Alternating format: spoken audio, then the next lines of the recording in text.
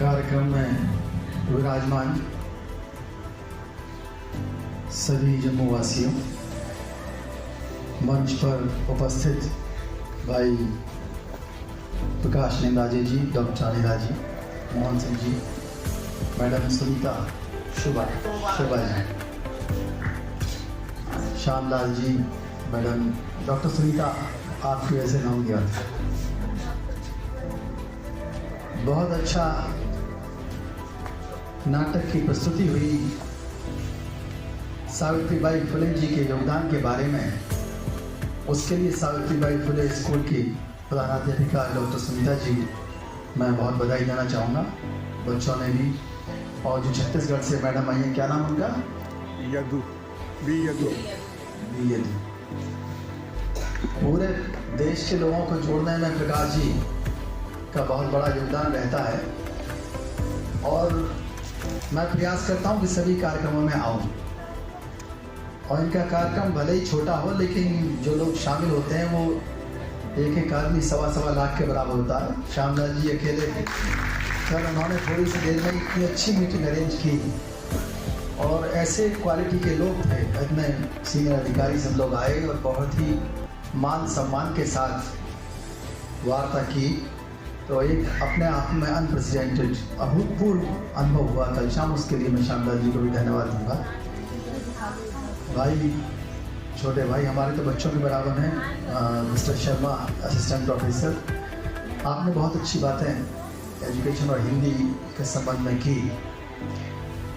फिर उसके बाद जो कार्यक्रम हुआ, डॉक्टर स्वाति जाजू की किताब, डॉक्टर अनिला जी की किताब, डॉक्टर राही साहब की किताब, और मेरे ख्याल से 3-4 लेखक हैं, किसी का नाम छोटा तो नहीं है।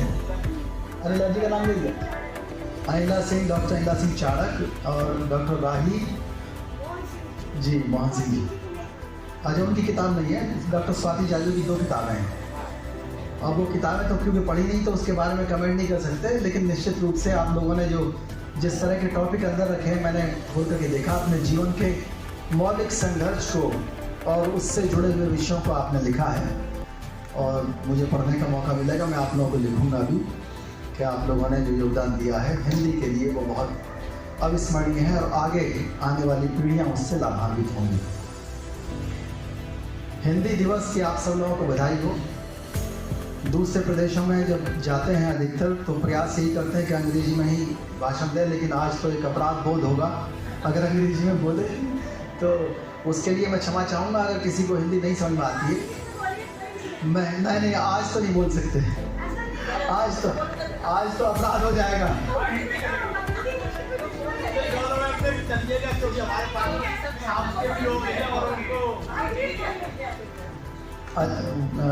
बोलिए, हिंदी चाह रहे हैं अंग्रेजी चाह रहे हैं? नहीं, आज थोड़ा सा हिंदी को प्रेफरेंस इसलिए भी देना है कि ये अपने आप में एक, हम लोग सरकारी आदमी भी हैं, तो इसलिए क्षमा करिएगा। मैं प्रयास करूंगा कुछ जो इम्पोर्टेंट पॉइंट्स हैं वो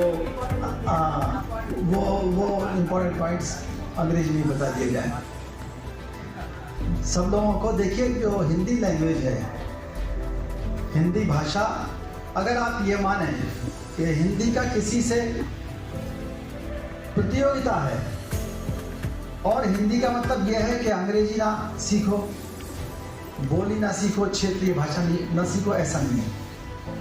भाषा का विकास, जब कल्चर का विकास होता है 3 फेजेज में, सिविक सोसाइटी, फिर उसके बाद बार्गेनिंग सोसाइटी आई, फिर लास्ट में सिविलाइजेशन आया, तो एक आदमी ने दूसरे से बोलना शुरू किया और भाषा का विकास हुआ। जब तक हम दूसरे को नहीं समझेंगे तब तक ना हमारा विकास होगा ना हमारी भाषा का विकास होगा। हर आदमी अपने आप में एक विशिष्ट और एक क्लिष्ट और अलग तरीके का आदमी, डिफरेंट है, एकदम पृथक। और उससे जब हमको संपर्क करना है तो कुछ ना कुछ उसको पसंद करना होगा। वो किसी भी क्षेत्र में जो भी अंतर्क्रिया होती है, तो ये मान के चलें कि अकेले एक भाषा का विकास किसी दूसरी भाषा के बहिष्कार से होगा, ऐसा नहीं। अंग्रेज जब भारत में आए तो पहले हिंदी सीखी उसके बाद आपको अंग्रेजी सिखाई। आपने बचपन से घर के अंदर अपनी क्षेत्रीय भाषा सीखी, वो छत्तीसगढ़ी हो, डोगरी हो या खड़ी बोली, भोजपुरी, बहुत सी 18 बोलियां तो मुख्य ही हैं। उसको आधार बना करके आपने अंग्रेजी सीखी या फिर जो नई हिंदी है वो सीखी।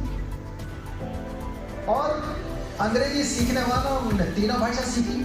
आज अगर सॉल्यूशन है, समाधान इस बात को लेकर के होगा कि हम बोलियों को तो निश्चित रूप से खत्म होना है, लेकिन बहुत बड़ी जनसंख्या जिस भाषा को बोलती हो, वो हिंदी है या अंग्रेजी, वो खत्म नहीं होगी।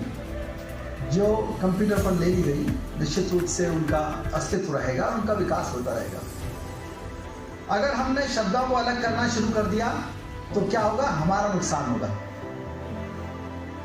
नुकसान उसी तरह जैसे एक दो भाषा जिसके ऊपर आप गर्व तो करते हैं, लेकिन वो भाषा खत्म होगी। क्लिष्टता और समावेशीकरण न होना, दूसरे लोगों को, दूसरी भाषाओं को शामिल न करने से दूसरे का नुकसान कम, आपका नुकसान ज्यादा होता है।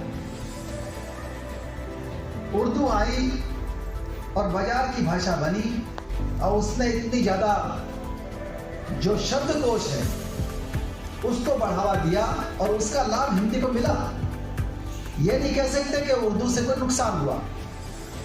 आपको अगर आजादी दे दी जाए, स्वतंत्रता दे दी जाए कि आपको अकेले अपनी भाषा बोलना है तो मुश्किल हो जाए, आप बहिष्कार नहीं कर सकते, तो आपको साथ लेकर चलना पड़ेगा। यह समावेशीकरण, दूसरों को साथ लेकर के चलना, निश्चित रूप से कहीं ना कहीं कमी रही है हमारी संस्कृति में। और वही वजह रही कि हमारे जो साहित्यकार हैं, हमारे विद्वान, विद ड्यू रिगार्ड्स, बहुत सम्मान के साथ मैं कहना चाहूँगा कि जब भी अपना संबोधन शुरू करते हैं, अपने लेख शुरू करते हैं, अपना काव्य शुरू करते हैं, वो किसी भी धर्म के लोग हो सकते हैं। मैं पूरी तरह से धर्मनिरपेक्ष व्यक्ति हूँ, साइंस, हिस्ट्री और लॉ का आदमी हूँ, IPS अफसर हूँ, तो मेरी ड्यूटी भी है, मेरा कर्तव्य है कि मैं अपनी बात को बहुत ऑब्जेक्टिविटी के साथ रखूँ। उसके अंदर कोई सांप्रदायिकता, कोई भाषावाद, कोई क्षेत्रवाद, कोई जातिवाद, इस तरह की चीजें ना आए। हमारी जो समावेशीकरण है, जो दूसरों के साथ लेने की क्षमता है, वही हमारी स्वीकार्यता बढ़ाती है।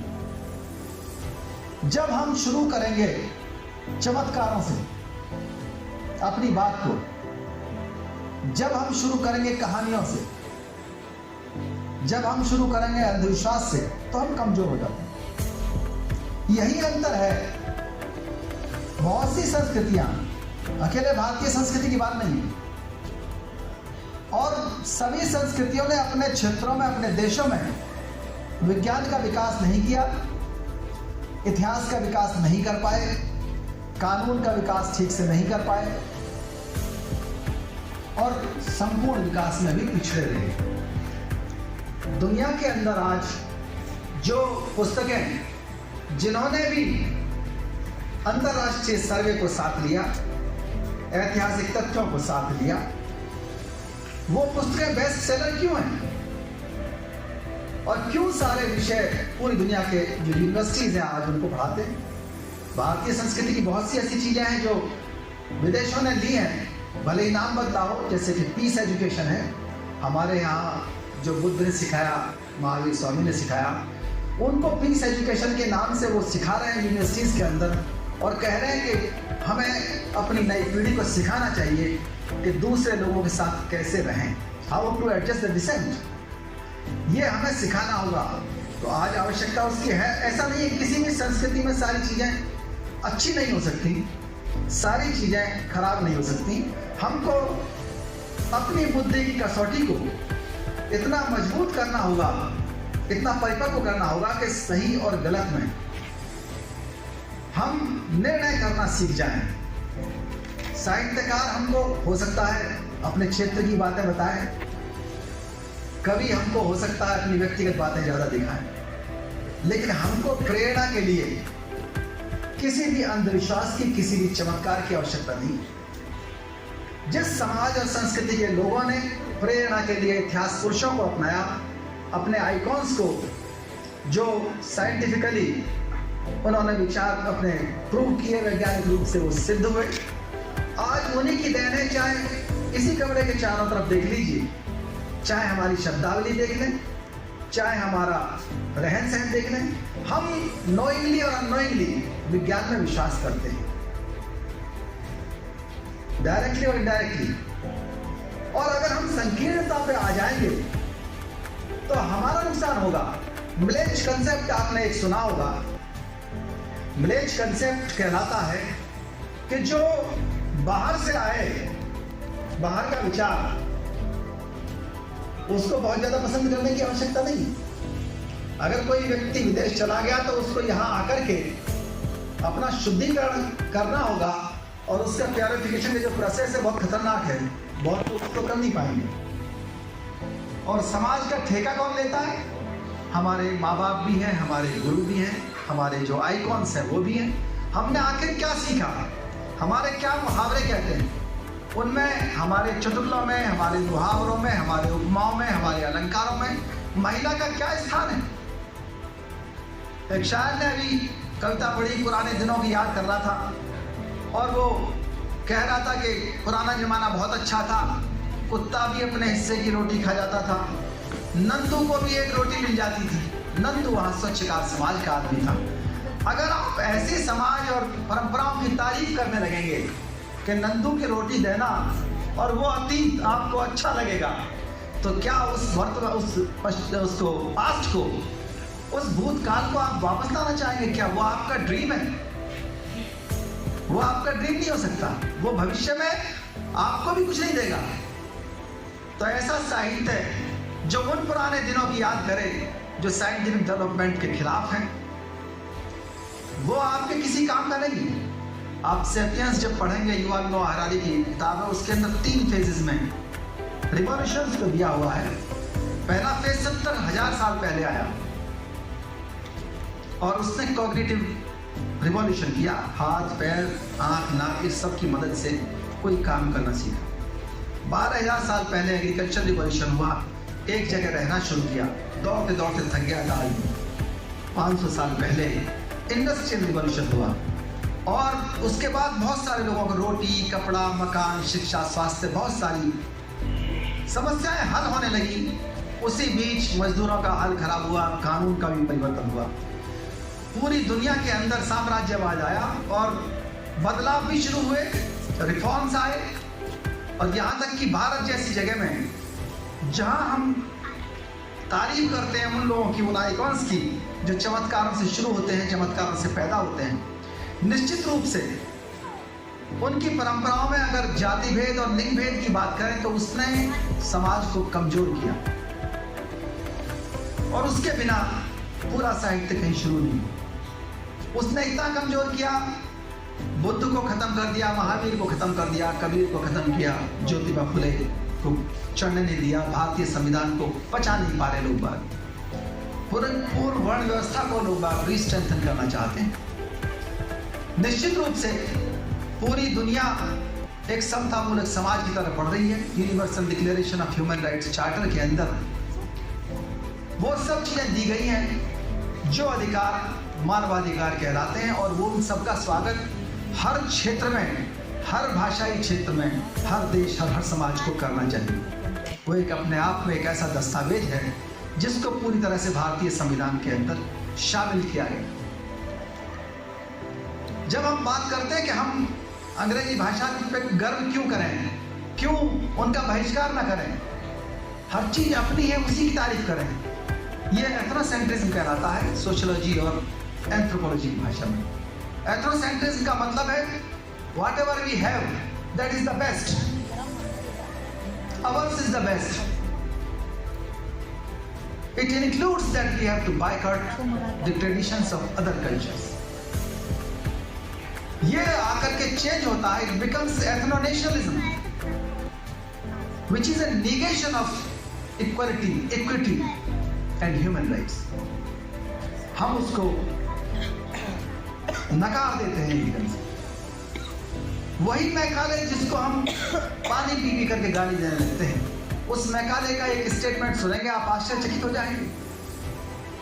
भारत के जो ठेकेदार थे, जो शिक्षक थे, उन सब ने यह सुनिश्चित किया, they ensured that everybody who is Indian should not be able to read and write. It has to be ensured. It was ensured through the ages, and even now they want to ensure it, that the education must be a monopoly of a few people. But think about Lord Macaulay. He spoke in House of Commons as Member of Parliament. What he said, please be very attentive to his words. He said that we are going to introduce European education system in India. Maybe they would demand in near future our institutions like Supreme Court, local self-government, Parliament, and other institutions like European. But whenever that day comes, that would be the proudest day for the British. Think about his words. उसने इसको गर्व समझा कि जब यहाँ के लोग they came here to enslave us, but what happened? They liberated us through their European education. आज हिंदी अगर इकट्ठा है, सारे स्टेट्स के अंदर कोई ना कोई मिल जाता है हिंदी जानने वाला, because this movement was facilitated by the people who knew English.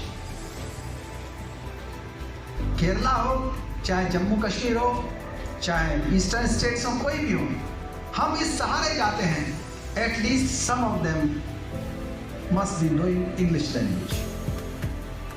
हम स्वागत करना क्यों ना सीखें उन चीजों का जिन्होंने हमको एकता दी। आज भी अगर हम थोपने लगेंगे हिंदी को, निश्चित रूप से कई देशों से, कई समाजों से, कई भाषाई क्षेत्रों से आवाज आने लगेगी परायेपन की। जो लोग बहुत हद तक अंग्रेजी के माध्यम से भारतवासी हो चुके हैं, क्या ये रिस्क लेना अच्छा रहेगा? ये रिस्क लेना बिल्कुल भी अच्छा नहीं है। हमको अंग्रेजी की भी जरूरत है, हिंदी की भी जरूरत है, और अपनी जो बोली हम सीखते आए हैं, माँ बाप दादा दादी से बातें करते हैं। और ऐसा नहीं, ह्यूमन ब्रेन के पास बहुत कैपेसिटी है। किसी भी भाषा, किसी भी क्षेत्र, किसी भी जाति, किसी भी वर्ग का बहिष्कार करने की कोई भी आवश्यकता नहीं। बात आई, हम थोड़ी देर पहले फाइनेंशियल लिटरेसी की बात चल रही थी। एजुकेशन पर बहुत ज़्यादा चर्चा लंबी करेंगे तो बहुत लंबी हो जाएगी। मैं चाहूँगा 10-5 मिनट में अपनी बात को ख़त्म करूँ। फाइनेंशियल लिटरेसी भारत में क्यों जन्म नहीं ले पाती? इसलिए जन्म नहीं ले पाती कि व्यक्ति अपने अलंकारों से, अपने परिवार से वो चीज़ सीख करके जाता है कि चाहे कुछ भी हो, somebody is there to help us as Almighty। और ये उसकी जो भावना है, अति सुरक्षा की भावना, वो उसके लिए फाइनेंशियल लिटरेसी को उसका नुकसान कर देता है। आपके जो लाइफ को कंट्रोल करते हैं वो fear and greed, two words are there, two emotions are there, they control your life. और आपकी लाइफ में दो चीजों का महत्व है, असेट्स का एंड लायबिलिटीज का। एसेट्स वो हैं जो आपको अमीर बनाते हैं, लायबिलिटीज आपको गरीब बनाएंगी, जहां से कुछ आता नहीं। बुद्ध ने बहुत पहले कहा, जब बैंकिंग व्यवस्था नहीं थी, कि अपनी आय को 4 हिस्सों में बांटो। परसेंटेज नहीं थी, परसेंटेज 4 हिस्से का मतलब है 25-25%। एक हिस्से से अपना घर चलाओ, 2 हिस्सों से अपना उद्योग करो, और 1 हिस्सा अपनी जो विपत्ति है, इमरजेंसी के लिए सेविंग करो। सेविंग की महत्ता सबसे बड़ी चीज है। इसका मतलब ये जानकारी थी बुद्ध को कि निश्चित रूप से आपके विपत्ति काल में, चाहे कोरोना जैसा टाइम उस समय भी आता होगा, कभी युद्ध काल आता होगा, कभी कुछ ना कुछ, उस समय आपकी जो सेविंग है उस समय गोल्ड या सिल्वर के रूप में होती होगी या अन्न के रूप में होती होगी। तो सेविंग की जो कीमत जानता है व्यक्ति, वो फाइनेंशियल लिटरेसी के क्षेत्र में पहला कदम रखता है। बुद्ध ने कहा प्रोडक्टिविटी, जो आदमी पैदा नहीं करता वो आदमी ऐसे ही रोटी खाता है जैसे कि लोहे का लाल तप्त गोला। बाबा साहब डॉक्टर अंबेडकर ने कहा कि वो इकोनॉमिक्स, वो पॉलिटिकल इवोल्यूशन, पॉलिटिकल डेमोक्रेसी किसी काम की नहीं जहां सामाजिक और आर्थिक लोकतंत्र ना हो। इसी को अमर्त्य सेन कहते हैं कि बिना समाज को साथ लिए कोई भी विकास, बाजार का विकास असंभव है। उसी को नोबेल लॉरिएट जो 2019 में नोबेल पुरस्कार मिला अभिजीत बनर्जी को और एस्टर डफलो को, क्रेमर भी उनके साथ थे, उन्होंने भी अपने शब्दों में लिखा और पुअर इकोनॉमिक्स किताब उनकी छपी है। दूसरी है good economics for hard times, आप लोग पढ़ भी सकते हैं जो शौकीन हो। साफ साफ लिखा है कि हमको हेल्थ पर बहुत ध्यान देना होगा। बुद्ध से लेकर आज तक जितने भी साइंटिफिक सोच वाले लोग रहे उन्होंने हेल्थ पर ध्यान देने की बात कही। और हेल्थ पर ध्यान देना बहुत ज़्यादा पैसे की आवश्यकता नहीं, साफ पानी पीना, स्वच्छ रहना, यहाँ तक कि लोगों ने अपने जो अंधविश्वासों पर आधारित विश्वास थे, जिन्होंने हर बीमारियों का कोई ना कोई देवता, कोई ना कोई पूजा अनुष्ठान कर रखा था, उन्होंने बाद में भी प्रयास किया कि कोरोना देवी का मंदिर बना लिया जाए, कुतिया माता का मंदिर बना लिया जाए। उसके आधार पर वो चाहते थे कि हम कोरोना को कंट्रोल करें। पर ये रास्ता साइंटिफिक रास्ता नहीं है। ये रास्ता नई जनरेशन को इसका प्रचार करना छोड़ देना चाहिए और हर चीज पर सवाल करना शुरू करें कि क्या ये सही है, गलत है। अगर हमने इसका विरोध नहीं किया तो हम किसको नुकसान कर रहे हैं? कोरोना देवी का मंदिर बनाकर नुकसान हम अपनी पीढ़ी का कर रहे हैं। गरीब कौन होगा? हमारे बच्चे गरीब होंगे, विदेशी गरीब नहीं होगा। तो हमारा हम जो डिसीजन लेते हैं, ये नोबेल लॉरिएट बताते हैं कि हमारा जो डिसीजन, ऐसा नहीं है पुअर लोग चाहते नहीं है अच्छी चीजें, लेकिन उनका डिसीजन कई फैक्टर्स से मिला है। उनकी साइकोलॉजिकल बेंट ऑफ माइंड से जुड़ा है, उनकी आर्थिक स्थिति से भी जुड़ा है, उनकी सोशल कल्चरल डिसीजन से भी जुड़ा है। वो डिसीजन कैसे लेना है? कालाम सुद में बुद्ध कहते हैं कि उस चीज को सही मत मानो जो आपका गुरु कह रहा है,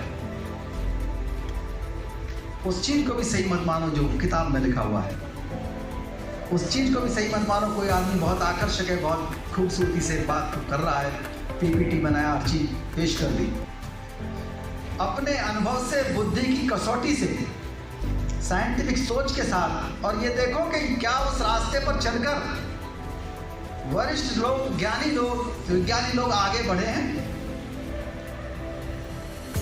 वो आपकी बुद्धि की कसौटी को परिपक्व करेगा और आप आगे जाएंगे। जो परिवार के अंदर, परिवार का विकास, अभी एक व्यक्ति ने मुझे फोन किया, उनको 5-6 बच्चे हैं, उन्होंने कहा साहब बड़ी भगवान की मौज है लेकिन बड़ी दिक्कत है, उधार चाहिए। वो तो घटना दूसरी हो गई, लेकिन ये निर्णय कि आपके फैमिली का साइज क्या है, 2002-04 के बाद में 20-30 साल पहले उन्होंने निर्णय लिया होगा या नहीं लिया होगा, इसके लिए जिम्मेदार आप किसी और ताकत को नहीं कर सकते। ये कोई चमत्कार नहीं है, ये परिवार के लिए प्लानिंग आपको खुद ही करनी होगी। अगर किसी परिवार का विकास हुआ है तो अकेले इस आधार पर नहीं होता कि उसने कितनी सेविंग की है, उसकी फाइनेंशियल लिटरेसी इस बात पर भी आधारित है, इस बात पर भी आधारित है कि उसने कितना सोचा कि जो मैं करूंगा। बुद्ध ने कहा कि तू स्वयं अपना स्वामी है, कोई दूसरा तेरा स्वामी नहीं हो सकता। मेरे परदादा अकेले थे, उसके बाद दादा अकेले थे, पिताजी 2 भाई, हम भी 2 भाई। ये प्लान्ड फैमिली सिस्टम ने मेरे फादर को आईजी रिटायर बनाया, मैं आज एसपी हूँ, मेरे बच्चे भी आईएएस में हैं। तो ये कोई चमत्कार से, अंधविश्वास से नहीं हुआ। मैंने कभी कलावा नहीं बांधा, मैंने कभी तिलक नहीं लगवाया, कभी हाथ नहीं दिखवाए, मैं कभी किसी पूजा ग्रह में नहीं गया, कोई ताबीज नहीं बांधा। सिर्फ एक साइंटिफिक सोच, कानून में विश्वास, विज्ञान में विश्वास, इतिहास में विश्वास ने मुझे आगे बढ़ाया। और वही सत्य मैं आपको बताना चाहता हूं। वो सत्य, वो चीजें, ऐसा कोई भी तथ्य जो अपने आप से आपको कंपटीशन से दूर करना चाहता है और कहता कि नहीं मेरा विकास तो फला जगह से हुआ, मैं वहां यात्रा करके आया था इसलिए मेरा विकास हो गया, इसका मतलब वो अपने कंपटीशन से वो सच्चाई नहीं बताता।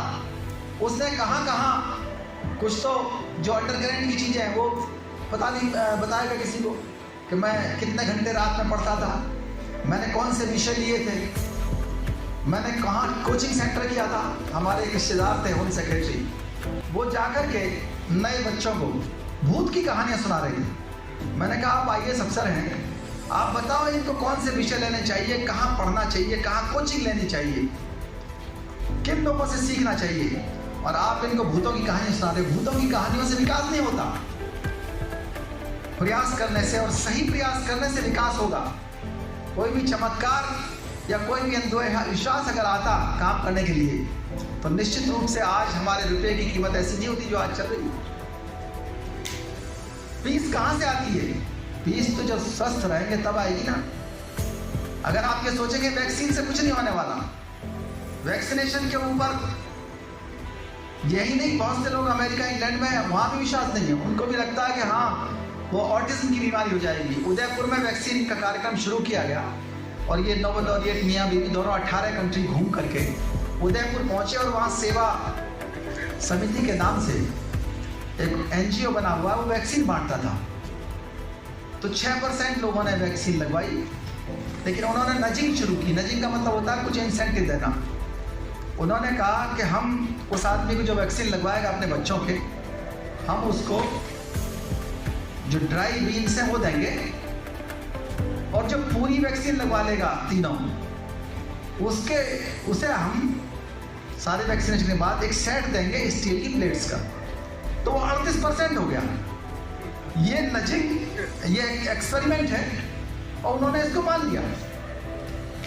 इंडोनेशिया के अंदर मजदूरों के अंदर एक्सपेरिमेंट हुआ, उन्होंने उनकी गरीबी दूर करने के लिए वहां पर आयरन की टैबलेट बंटवाई 2 साल तक, और वही मजदूर, उसकी कमाई, उसका हार्ट लेवल बढ़ गया और उसने कमाई ज्यादा करनी शुरू कर दी आयरन टैबलेट से।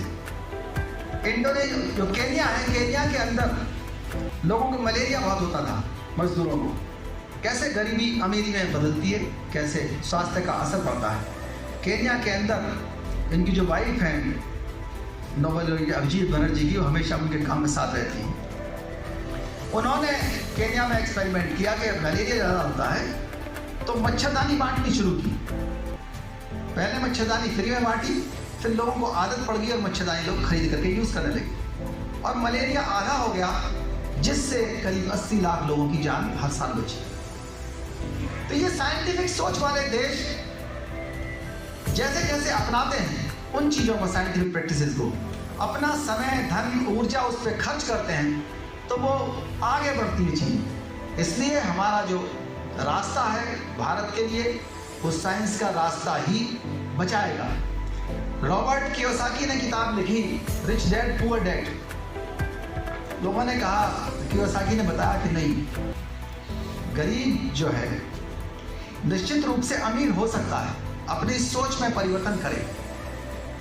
जब हम जो माइंड है उसका सही यूज करेंगे, माइंड से बड़ा कोई एसेट नहीं है, मस्तिष्क से बड़ा।